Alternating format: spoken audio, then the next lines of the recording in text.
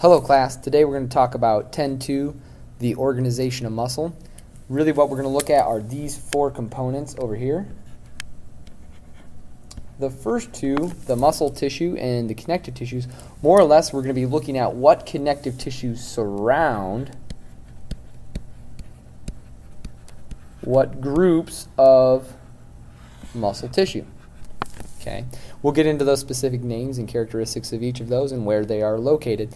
The last two things, the nerves and blood vessels, those should be hopefully fairly obviously important. The nerves are going to stimulate our voluntary skeletal muscle, and the blood vessels are going to provide nutrients and bring about important minerals, and they're also going to get rid of waste. All right, two very important things when we think about the contraction of skeletal muscle.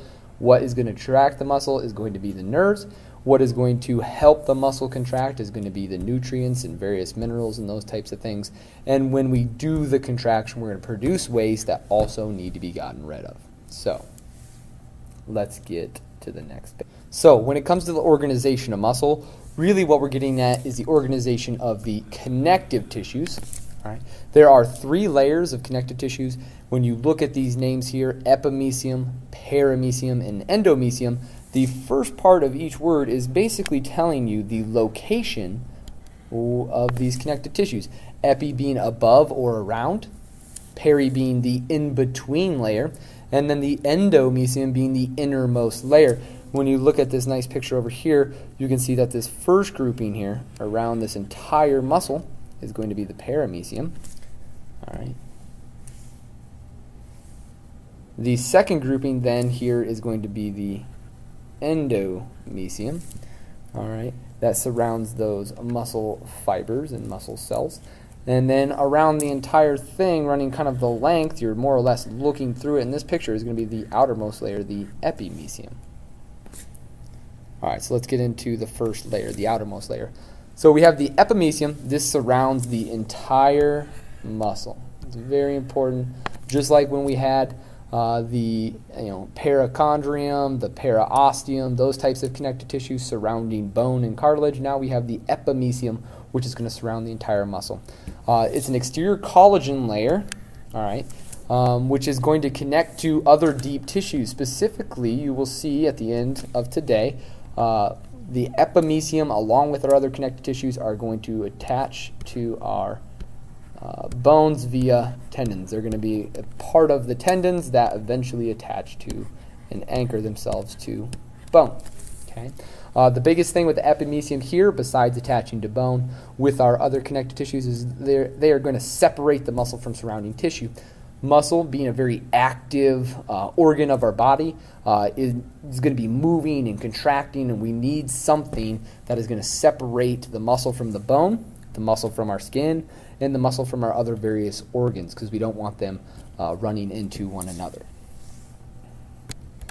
So, looking at our picture here, we are looking at the first and the outermost layer of connective tissue surrounding the entire muscle here. Okay. We look at the cross section up in this picture here. You can see the epimysium, all right, is going to be what surrounds all the stuff inside of the muscle. There's a lot going on in there. In the next couple of slides, we're going to get to breaking it down even further. All right, next we have the paramysium. A lot going on here. The biggest and the first thing you need to memorize is that the paramysium is going to surround the muscle fiber bundles, which are called fascicles. They're going to surround the muscle fascicles. You can see a fascicle actually extending out from this picture down here. And if you'll note that picture as well, we have blood vessels and nerves that are going to be directly on the surface and underneath the surface of the paramysium. All right, they're going to provide large supplies of oxygen, large nutrient supply, particularly one of our biggest ones and most important going to be calcium. And then they're also going to carry away waste that is produced when the muscle is actively contracting. All right, that's going to be a large part of what the blood vessels do. The nerves, on the other hand, we know are going to stimulate the muscle, and they travel through this layer, and they're going to reach into the inner layers here. Eventually, we're going to talk about how the nerve endings, which we talked about before, form what we call the neuromuscular junction. Right now we're at the paramecium level, and they are just traveling through this layer, eventually ending and attaching to the smaller parts of muscle. Looking at the picture here, you can see we are now around this group of muscle here. Keep in mind that this group is going to be what we call a fascicle. You can see a cross section of it right here. Paramecium around the outside. All right, and we have smaller circles inside. We have circles within circles. So first we had the epimecium, which surrounds the muscle as a whole. Now we have the paramecium, which is going to surround the muscle fascicles, okay, which are just bundles of fibers. What's going to surround the individual fibers themselves, you ask? Well, that's going to be our endomecium. So, looking at the endomecium, we have the endomecium surrounding the muscle fibers. Yes, we call them muscle fibers. Sometimes we call them cells. Up to this point, we call them cells. But from here on out, we're going to call them fibers, just due to the fact that they are long, parallel, unbranched fibers. Okay. All right. The endomecium, beneath the endomecium, attaching to the muscle fibers is going to be capillaries, which is where we have nutrient and waste exchange. We also have nerve fibers, which are going to stimulate and cause contraction of the muscle cells.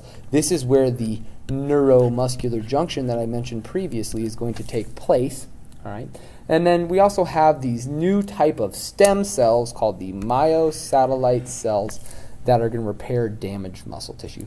So if you have a muscle tear, you're going to have these cells become activated and try to repair whatever damage may have occurred to those muscle fibers. Looking at the picture, you can see we are now to the innermost, smallest branch here, smallest circle within a circle at this point in time. We are to the muscle fibers, okay? All right, and you can see these tiny myosatellite cells, all right, these stem cells that are a part of this layer of muscle here. All right, not too many myosatellite cells, particularly in adult muscle, but they are there to help in repair of these tissues. So, when we look at all three of these connective tissues together, the endomecium, the innermost layer, the paramecium, the layer in between, and the epimecium, the outermost layer, they're all going to come together. So you look at this picture over in the corner, epimecium, okay, our paramecium traveling through here, and our endomecium are all going to come together in this white bundle of fibers down here. All right, white bundle of connective tissue that we call a tendon. Okay, so at the very end of a muscle, we have tendons. Those tendons are attached to bone. They help provide the leverage for movement due to the contraction of muscle. Occasionally, we have some broad sheets of these connective tissues that occur, and we call those aponeuroses, which we have seen and heard and talked about before back in chapter 4. So today, the biggest things: what connective tissues surround what groups of muscle, and then what unique characteristics are there with each group and each organizational structure of muscle. Thanks. I hope you enjoyed.